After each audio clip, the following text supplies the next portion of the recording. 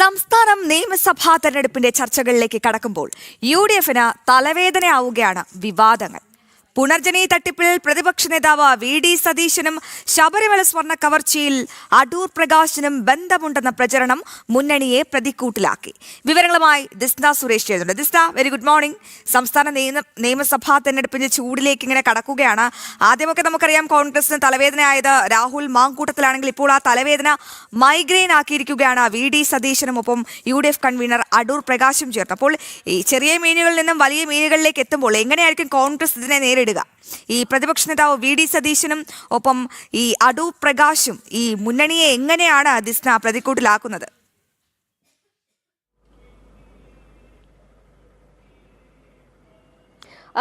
Good morning Aswathy. തീർച്ചയായും തെരഞ്ഞെടുപ്പ് ചൂടിലേക്ക് എത്തുകയാണ്. ഈ സമയത്താണ് പ്രധാനമായും ഇടതുമുന്നണി കോൺഗ്രസിനെതിരെ ആയുധമാക്കി ശബരിമല സ്വർണ്ണ കവർച്ചാ കേസും അതോടൊപ്പം തന്നെ പുനർജനി പദ്ധതിയും പ്രചാരണ വിഷയമായി എത്തുന്നത് എന്ന് തന്നെയാണ് ഏറ്റവും എടുത്തു പറയുന്നത്. പ്രധാനപ്പെട്ടത് അടൂർ പ്രകാശ് തന്നെയാണ് അവരുടെ പ്രധാന പ്രചരണ ആയുധം എന്ന് പറയുന്നത്. എന്താണ് പോറ്റിയുമായുള്ള ബന്ധം, അതോടൊപ്പം പുറത്തു വന്ന ചിത്രം എന്തിന്റെ വിശദീകരണമാണ് എന്നതുൾപ്പെടെയുള്ള കാര്യങ്ങളാണ് പ്രധാനമായും ഇടതുമുന്നണി ആയുധമാക്കുന്നത് എന്ന് തന്നെയാണ് ഏറ്റവും എടുത്തു പറയുന്നത്. നമുക്കറിയാം രമേശ് ചെന്നിത്തലയാണ് ഒരു വ്യവസായിക്ക് ഉൾപ്പെടെ ഇതിൽ പങ്കുണ്ട് എന്നൊരു കാര്യം വ്യക്തമാക്കിയത്. അതുപ്രകാരം തിരുവനന്തപുരം പ്രസ് ക്ലബ്ബിൽ നടത്തിയ ഒരു വാർത്താ സമ്മേളനത്തിൽ വെച്ച SITക്ക് താൻ കത്തയച്ചിട്ടുണ്ട് എന്നതുൾപ്പെടെ രമേശ് ചെന്നിത്തല വ്യക്തമാക്കുകയായിരുന്നു. പിന്നീട് വ്യവസായിയെ ഉൾപ്പെടെ ചോദ്യം ചെയ്യുകയും ഡിമണിയിലേക്ക് എത്തുകയും ചെയ്തു. പക്ഷേ ഡിമണിക്ക് SIT ഇന്നലെ ക്ലീൻ ചീറ്റ് കൊടുത്തതൊക്കെ നമ്മൾ കണ്ടിരുന്നു.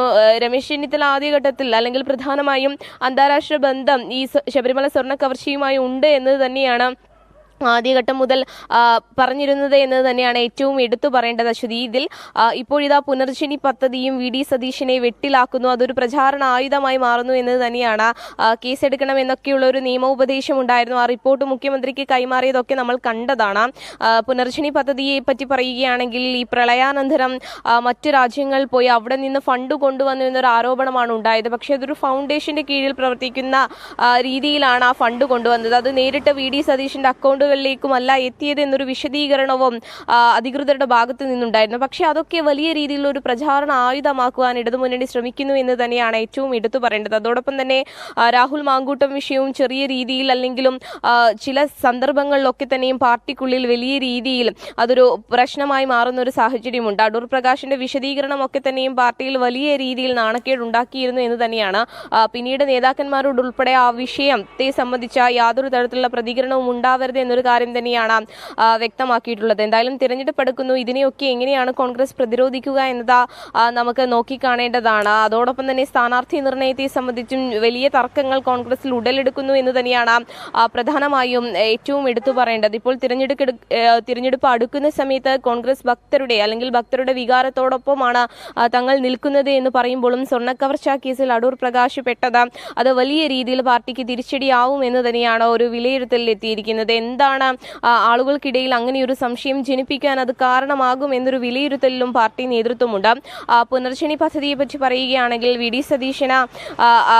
ഡി സതീശനെതിരെ അത് വലിയൊരു പ്രചാരണ ആയുധമാക്കി മാറ്റുമ്പോഴും പോലീസ് ഉദ്യോഗസ്ഥരുടെ അല്ലെങ്കിൽ ആ കേസ് അന്വേഷിച്ച ആളുകൾ പറയുന്നത് അത്തരത്തിൽ യാതൊരു തെളിവും വി.ഡി. സതീശനെതിരെ ആ പുനർജനി പദ്ധതിയുമായി ബന്ധപ്പെട്ട് ഇല്ല എന്നത് തന്നെയാണ് അശ്വതി.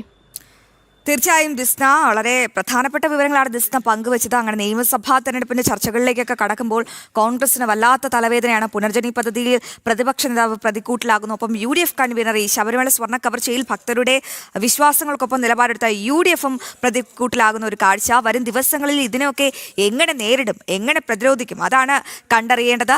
ഇനി നമുക്ക് തെരഞ്ഞെടുപ്പുമായി ബന്ധപ്പെട്ട മറ്റൊരു വാർത്തയിലേക്കാണ് പോകുന്നത്.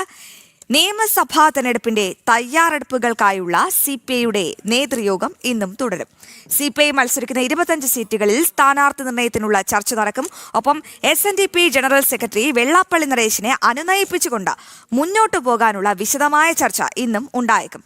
വിവരങ്ങൾ നൽകാൻ MS വീണ തിരുവനന്തപുരത്ത് നിന്ന് ചേരുന്നുണ്ട്. വീണ, ഗുഡ് മോർണിംഗ്.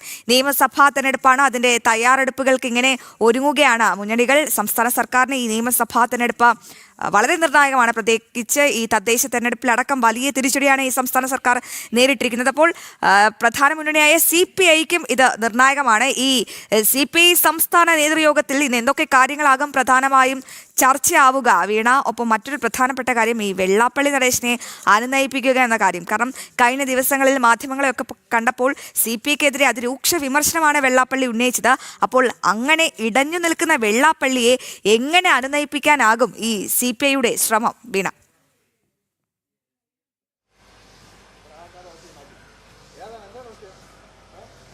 അശ്വതി, ഈ വിഷയവുമായി ബന്ധപ്പെട്ട് CPI ഏറ്റവും